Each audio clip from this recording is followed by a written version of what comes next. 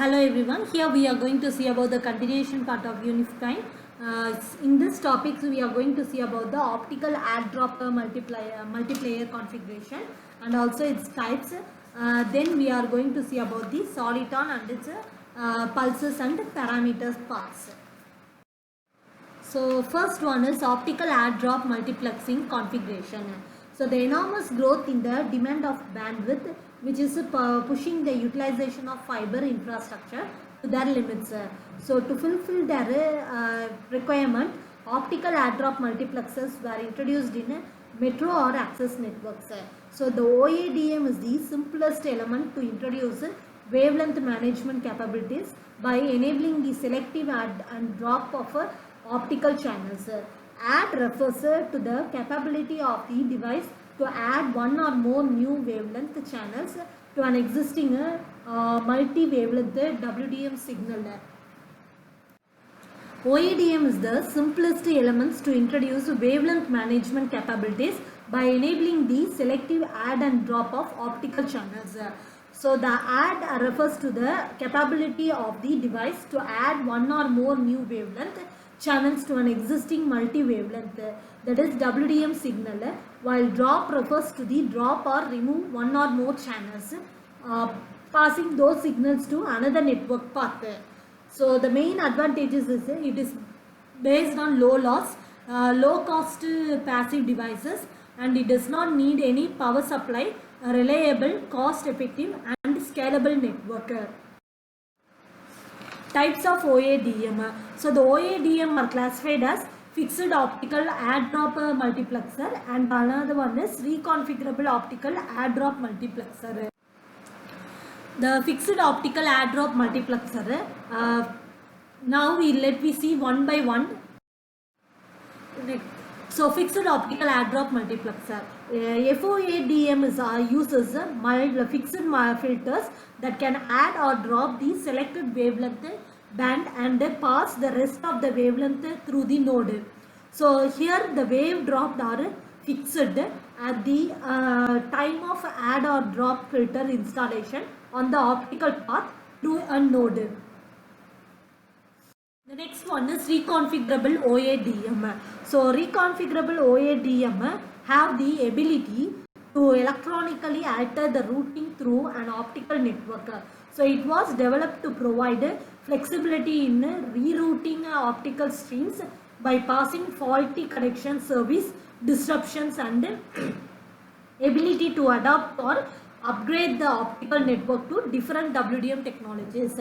So this ROADM features will be divided into three. First one is wavelength dependence. When the ROADM is independent of wavelength, it is colorless or has a colorless spots. ROADM degree is the number of bidirectional multi-wavelength interfaces the device supports. Example, degree 2 ROADM has 2 bidirectional WDM interfaces, and degree 4 ROADM supports 4 bidirectional WDM interfaces. So the next one is express channels. So it will allow the selected set of wavelengths to pass through the node without the need for OEO conversion. The next one is configuration of OADM. So the basic configuration of OADM mainly includes using the dielectric thin film filter and the fiber drag grating. So the first one is a dielectric thin film filter. So the basic configuration of an OADM using the dielectric thin film filter is shown in the figure. An arbitrary signal wavelength is branched from a wavelength multiplex signals via the narrow bandpass filter. Thereby only the desired signal wavelength is being transmitted while others are reflected. Meanwhile, the arbitrary signal wavelength can be inserted into the wavelength multiplex signals via the narrow BPF, whereby the desired signal wavelength which is being transmitted is combined with reflected signal wavelength. Next one is fiber drag grating. So this figure will shows the basic configuration of the OADM, which is using the fiber drag grating. So the wavelength multiplex signals enters an FPG through a circulator where only one arbitrary signal wavelength is reflected while others are transmitted. So the reflected signal wavelength is branched into port other than that where the wavelength multiplexed signals will be entered. So in the case of the wavelength multiplexing, an arbitrary signal wavelength incident on the circulator is reflected by the FBG and is inserted into the wavelength multiplex signals that are transmitted via the circulator. So the next one is optical Ethernet. Optical Ethernet is a combination of two technologies, namely Ethernet and optics. So it combines the flexibility and simplicity of Ethernet with the reliability and speed of the optics is to enhance the data transmission capacity in an optical Ethernet. So the optical Ethernet attributes are simplicity, speed and reliability. So it will remove the bandwidth bottleneck between LAN and WAN. So the optical Ethernet can be implemented in either private or public networks, which can be configured for point-to-point, mesh or ring topologies and can be utilized for LAN, MAN and WAN applications. So this technology can deliver high-speed data communication with storage facility and enhanced voice and video applications. Next one is optical Ethernet building blocks. So here the IEEE has approved the 802.3 Ethernet in the first mile standard. So the first mile is the network infrastructure that connects business or residential subscribers to the CEO of the telecom carrier or a service provider. So each of these building blocks can deliver its own advantages. So specific optical Ethernet network topologies will vary depending upon the needs of the network operator, and in many cases it may include the hybrid approach that leverages the multiple building blocks. So here the Ethernet over fiber. So this first building block is an Ethernet over fiber, and this implementation is simple electrical to optical translation over the dark fiber. It can deliver the functionality over point-to-point and mesh network topologies. So here the EOF is very cost-effective, high-performance solution and can be span distances as great 70 kilometers. So the next one is Ethernet over resilient packet ring. So the EORPR is deployed in a ring topology and can take the advantage of existing SONET architecture.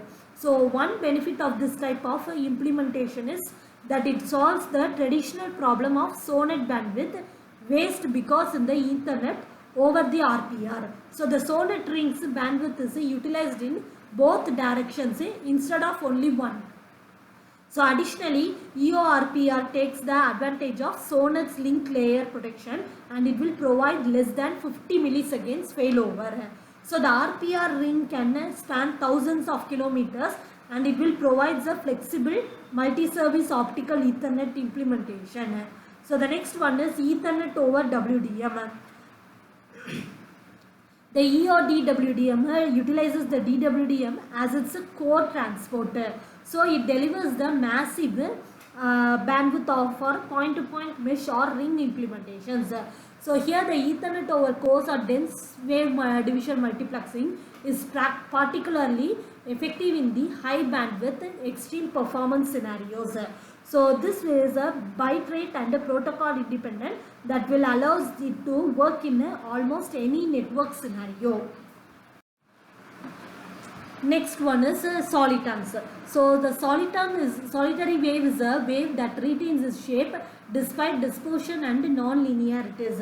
So the group velocity dispersion causes the most pulses to broaden in time as they can propagate through the optical fiber. Solitons are the pulses that will travel along the fiber without a change in the shape or amplitude or velocity. So the term will refers to the special kind of waves that can propagate undistorted over long distances and remain unaffected even after the collisions with each other. Solitons in fiber optics. Why? the data transfer will be capabilities, and the copper telephone wires are 2 dozen conversations. So the mid 1980s pair of fibers, 12,000 conversations, that is equivalent to 9 television channels. So in early 1990s, solitons in fibers, 70 TV channels, that is transmission rate of 4 gigabits per second. So it will be increase the transmission rate and distance between the repeater stations. So the solitons inherent stability make long distance transmission, which is possible without the use of repeaters, and could potentially double transmission capacity as well. So the no optical pulses are monochromatic. Since the medium is dispersive, the pulse will spread in time with increasing distance along the fibers. So the next one is soliton pulses. So to derive the evolution of the pulses shape required for soliton transmission, we consider the nonlinear Schrödinger equation as that is, in a fiber pulse, it is affected by both GVD and tin nonlinearity. When the high intensity optical pulse is coupled to fiber, optical power modulates the refractive index. So this will result in the front of the pulse has lower frequencies and the back of the pulse has higher frequencies than the carrier frequency. So here is the Schrödinger equation, that is minus I dou u by dou z is equal to half dou squared u by dou t squared plus modulus of u squared into u minus I of alpha by 2 into u. Here u of z comma t, that is a pulse envelope function, and z is the propagation distance along the fiber. N is equal to order of soliton. So the alpha is coefficient of energy gain per unit length, and negative value of alpha representing the energy loss. Next is the for n is equal to 1, the solution of the equation is simple, and it is the fundamental soliton. For n is greater than or equal to 2, it does change its shape during the propagation, but it is a periodic function of z.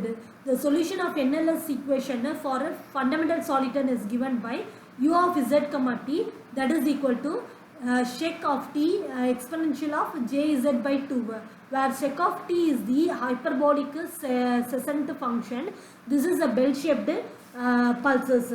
So this phase term will be exponential in the equation, and it has no influence on the shape of the pulse. Soliton pulses. Here the in NLS the equation, the first order effects of dispersive and nonlinear terms are just complementary phase shifts, which will be given by, for nonlinear process, d phi minimum is equal to u of t squared into dz, that is equal to sec squared into t of dz. For dispersion effect, d of phi this is equal to 1 by 2 minus sec of square of 2 t dz. That is a plot of these terms, and there is sum is a constant. Upon integration, sum simply gives the phase shift of the z by 2 common to entire pulse.